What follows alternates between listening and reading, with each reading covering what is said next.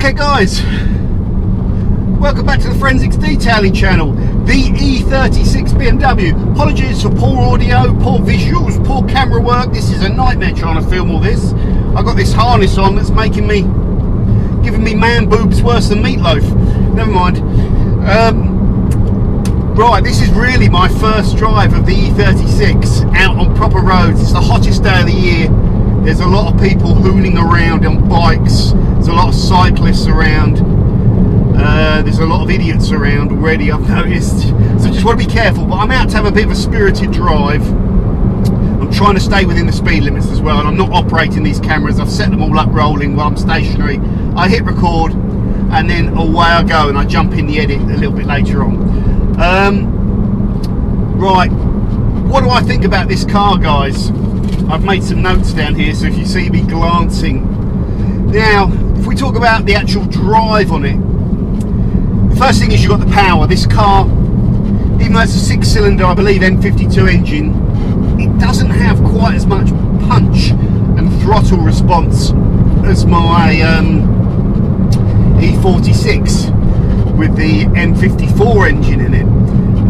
Obviously, I think that just develops a little bit more power, and obviously the M140. So that's the first thing I notice. You need to rag the engine out. It's not quite as high revving, and you need to get up into the top part of the rev range. And hopefully you can see this rev range. I'm going to just floor it now. See, when you get up there above 4.5, now it starts feeling good. Now I'm in the happy zone from 5,000 through to 6.5. I want to hang a left here. So the engine needs to be ragged to be enjoyed, which is one thing that I actually really like. What's going on? Still got the stezzer on here. Get off. Right. So slightly sluggish throttle response, an extremely heavy accelerator pedal, and yeah, you need to be up in the 4,500 revs. Brakes on these cars just feel really good. I don't think I've got any performance pads on there, so I could probably overheat them, but they've got plenty of meat, and it seems to brake. I've not got the ABS on at the moment. I've got a traction control warning, but when I brake, see, you can see the brakes locking a little bit, but it generally feels balanced. I'm not being dragged either way with the ABS off, which is quite a good little test actually. And look, we've got a lovely bit of straight road. I'm trying to drive reasonably sensibly here, guys, as well. So I'm just going to do a little acceleration run in second, flooring it now, and we'll stop when we get to 60, because that is the national speed limit, isn't it, on a single carriage road. So there we go. Nice though, enjoyable. Next thing, the best thing about this car, I feel, is the steering. The steering response is really nice. For an old car, there's no play. It's all nice and tight. I mentioned that in the first video, and it feels really precise. It's a bit slow, the steering rack, and you've got to turn quite a lot when you're turning in car parks and stuff like that. But when you're driving, it feels really nice. And I think the pièce de résistance, one of the best things about this car, is the way it goes around corners. It feels really balanced. You know, when you get it into the corner and you're leaning on the tyres, that's when you start to find out about the cars. And that's why I like BMWs, is the way they go around corners when you're leaning on them. They are so well balanced, and if you do put the throttle down, nothing, you know, in a corner, which you probably wouldn't want to do, i.e. if you're playing around, it feels quite controlled, and that you know you can have fun with these. These are iconic drifting cars, and you can kind of see why straight away. So that's the engine, the throttle response, the brakes, the handling. What else have we got? The gearbox. The gearbox is less, for me, it's kind of less notchy than it's less rubbery than the E46, which is kind of good. I love the feel of the gear knob. Love the knob on this one, although it does need to be replaced, but it feels perfect. It feels in the right place. Everything feels good for me. I feel at home in this car. It's probably gone pitch black because I'm in a tunnel of trees down somewhere near Goodwood. So that is awesome, guys. The pedals are quite compressed down in the, you know, in the cockpit, and they push all over to the right a little bit, but nothing too bad. It's just a case of getting used to the difference. So the other things, the interior, I love it in here. It feels like kind of a little bit retro to me, but it doesn't feel that dated. I love all the kind of orange LED displays, and I love, it's more like a jet fighter in here. There's less electronics. I love all of these dial based displays. I'm not over keen on the computers, you know, the LED screens you get in the instrument panels nowadays. I think the car instrument panels are starting to look like playing Forza 2 on the Xbox, you know. They should be proper dials, I think. That's what I want. So yeah, I love all of this. There are obviously some, well, not quality issues, but just age related issues, which is always going to be the problem with an E36, that there's niggles that I need to sort out. But in a way, like the E46, I bought this to sort those niggles out. So we've got a lovely stretch of road here. I'm just going to shut up and accelerate a little bit and enjoy the car, try and keep below the speed limit.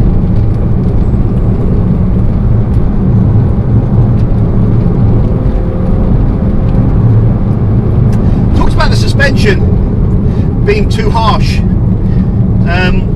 Well, I think it's fully adjustable. I don't know, I need to get it checked out and find out what suspension I've got, and if it is modified, just let my insurer know. The insurance is cheap on this car. It'll probably add 20 quid or something to it if it's got aftermarket, what's it called, aftermarket suspension, fully adjustable. But if it is fully adjustable, and I believe it is, I'll be able to hopefully soften the ride and change all the heights around and everything like that, and set it up how I want, and that should save me money. And it might be a decent, high quality suspension setup. I just don't know. I can't even remember what it's called. I've got a sticker on the back there. I'll find out. But when you get going and you pick up the speed, it feels really, really nice on flat roads. It just doesnn't take the bumps too well. And when it's an uneven surface, you kind of do get thrown around. But I'm starting to get used to it. Some of you are saying I have to keep that suspension hard because that's how you'd want it. But I don't know. I'm a bit old, guys. And you've got a belly like me. It's like bouncing around all the time when I'm driving. It's off-putting. I think there's been a race day here at Goodwood, so you've still got all the stuff out. I don't think they're racing today though. Maybe they are. Oh, there's a lot of cars here. Maybe they are, yeah. Yeah, they must be. All the TV company stuff still here. So we must have racing on at Goodwood today.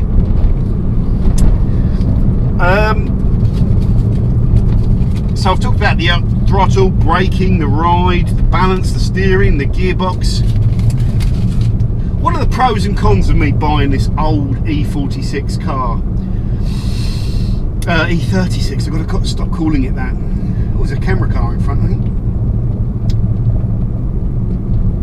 Oh, that's interesting. What's going on here?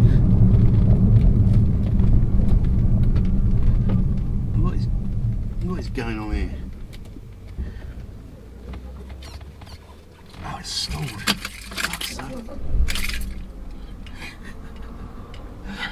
Oh, come on.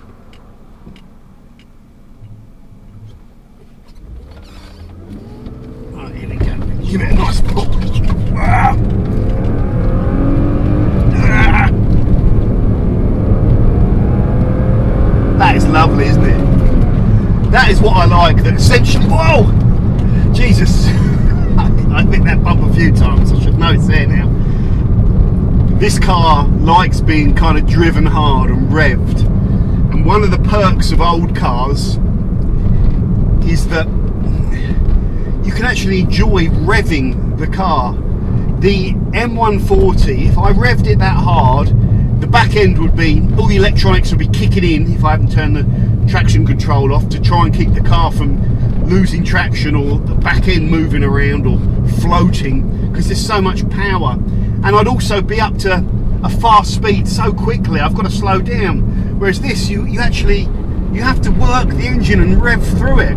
It's got about the right amount of power to actually enjoy it on a road. I think cars have become too fast, which is something I've talked about before on the channel. Don't get me wrong, it's exhilarating going fast, isn't it? I get it. I'll probably want another fast car at some point, but I'm just enjoying having a car which you need to actually rev hard and be on the revs to enjoy.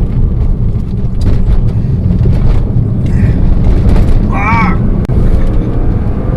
Look at that. Get in there.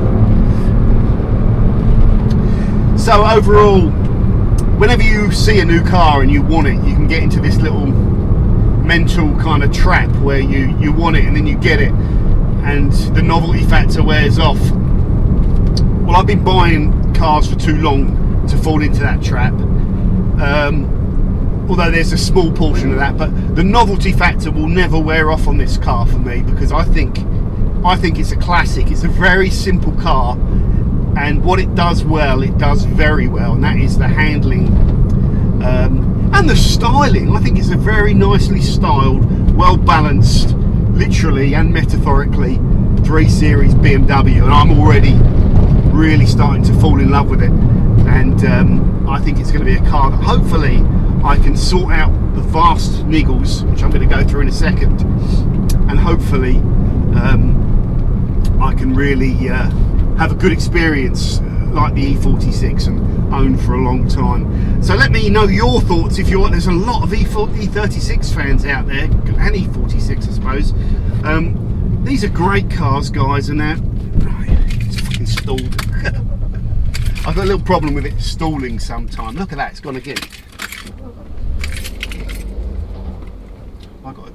Oh jeez, I've got to be careful here. For some reason it's just dropping its revs a little bit. Don't let that put you off. Right, one last pull. We got to the national speed limit here. Oh yeah. Love that. That's why I bought this car. So that's it, guys. Lots of fans of the E36 out there. Not so many haters. There's haters of every car, but not so many haters on this. You'll get a few, which is fine. But I love it, and I know the more I drive this, the more I'm going to love it. And I love the styling of the car. I love the look of the car from the exterior. It's got a retro look to it, but it's still, I think it's a timeless design, and it still looks amazing. And I'll overlay some pictures. So I wanted to shoot this video to capture my initial thoughts of driving it. I've done 1 or 2 drives, one just around and one where I've given it a little bit of a drive with the cameras off just to get to know it. But this is my first real, you know, proper drive where I'm going to go for about an hour through the country lanes on my little secret route up to Rowland's Castle. Some of you will know it, and I'm going to enjoy it and turn the cameras off now. So thanks for watching, guys, and I'll see you soon on the Forensics Detailing channel.